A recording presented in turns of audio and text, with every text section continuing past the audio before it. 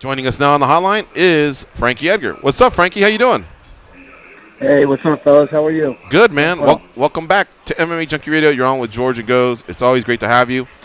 In fact, the news broke while we were doing our show on Monday. Your manager was our co-host that day, and the news had come over that you had gotten the nod over Max Holloway.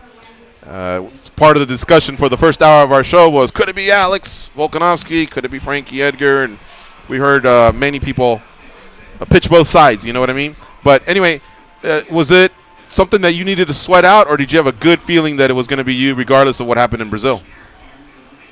there was talk of it being me, but, you never know till it's real, until I sign that paper. So now that it's all done, I'm excited. Even when we heard news of it possibly being me, I don't want to get too excited because, what I'm saying, I've been there before. Right. And when people use the argument like, hey, Frankie was a team player, he took one for the team when I think it was UFC 222. Max had gotten hurt. You still went ahead and fought. What was that basically, I guess, your own personal argument as well? Or do you feel like your career stands on its own? Or were there other reasons why you felt like you should be the guy? I think all of it combined, my body of work, what I've done in the past, what I've done for the UFC, opportunities that I may have, I could have waited for, I didn't, and stepped in and fought. So I think the combination of all that stuff, led me to get another title shot. I've been doing the right things in this sport since day one, and never shied away from a challenge, or never shied away from an opponent that just wanted me to. So I feel like this is definitely meant to be. I know that you've been a model employee for many years. There's been times, though, where you have been either passed up, and, if you've done an interview, you've kind of been bitter, you know what I mean? Do you feel like now that's all gone away, and like now the score's evened out a little bit for the times that you were let down? Yeah, hey, I'm good, man. I got my shot, and, I'm not one to kind of go back and worry about past things that happened. It doesn't matter now. We got what we wanted. We're going to make the best of it. Mm-hmm. Now, you get basically this fight's going down in about a little over 2 months. You never really fall out of shape, but I know you kind of were coming back from an injury. So right now, can you tell us, you still got like a lot, some rest to get off, or have you already been working out? Are you already in camp shape? Where are you physically? Yeah, I'm good to go. I was injured for quite a bit, but the past month and a half, I've been kind of getting back into full training. I've been helping Marlon get ready for this fight, so I've been getting rounds in. I'm about ready to get into real shape. Frankie Edgar is our guest here on MMA Junkie Radio. He's fighting Max Holloway at UFC 240 at the Rogers Place in Edmonton, Alberta, Canada, July 27th. All right, Goes, what do you have for Frankie Edgar? Frankie, if you look at Max Holloway's last performance, how do you analyze that? Do you feel like that had to do any with the weight? Was Dustin Poirier just the better fighter? Was it strategy? How do you analyze that last fight?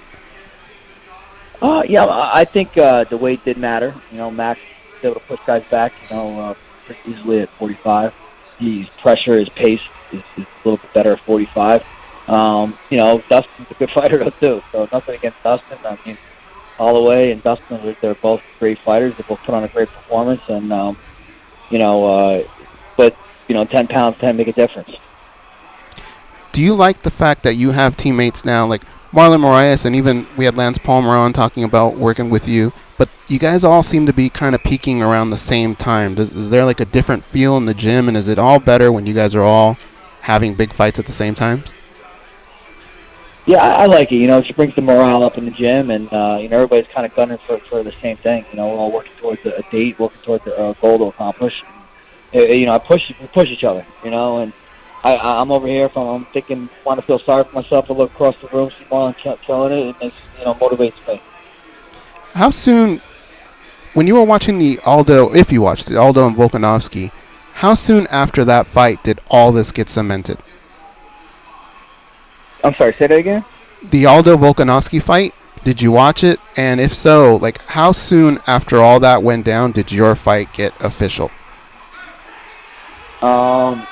Yeah, you know what? I was at a wedding, actually, so I was following along on Twitter. So I really didn't watch it live.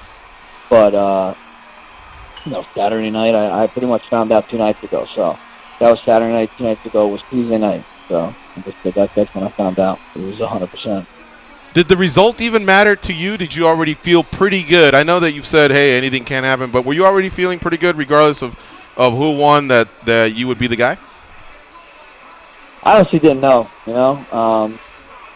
When we thought it was going to be me, I really honestly didn't want to get too pumped up because I've been there before where I thought I was in the title shot and it was kind of taken from underneath me, and I was left a little disappointed. So I didn't let myself really buy into it until it was real, like I said. So once I found out, yesterday I had a smile on my face most of the day. Now it's time to get to work.